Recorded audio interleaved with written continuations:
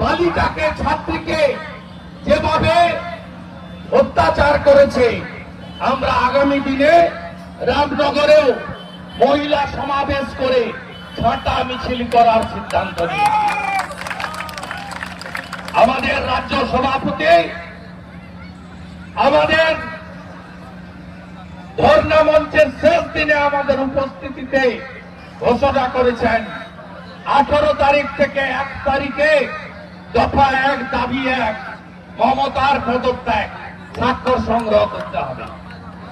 25 তারিখে কলকাতা যেতে হবে, কালীঘাট চলো হাজরা মোড়ের সমাবেশ, এবং প্রত্যেকটি অঞ্চলে 2টো করে জনসভা পথসভা, পৌর এলাকায় ওয়ার্ডে ওয়ার্ডে সভা, রেল স্টেশন বাস স্টেশনে সভা করে আমরা 1 কোটি স্বাক্ষর সংগ্রহ করব মিনিমাম।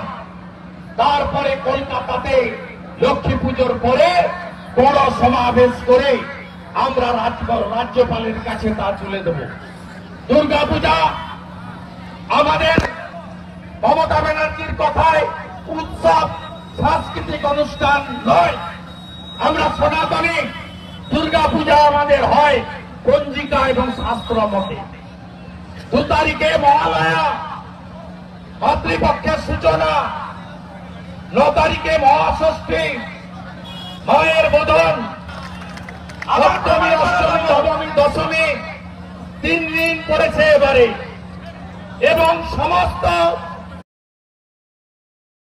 সমস্ত কর্মসূচি সকাল 8টার মধ্যে পঞ্জিকা মতে শেষ করতে হবে। আমরা সাত্বিক মতে, পঞ্জিকা মতে পুজোতে অংশগ্রহণ করব। আর ভারতীয় জনতা পার্টি রাজ্যের সব জায়গায় একটি করে অভয়া মঞ্চ তৈরি করবে। উৎসব মেলা যেখানে হবে, পুজো অনুষ্ঠান যেখানে হবে, সেখানে মুখ্যমন্ত্রীর পদত্যাগ দাবিতে স্বাক্ষর সংগ্রহ হবে।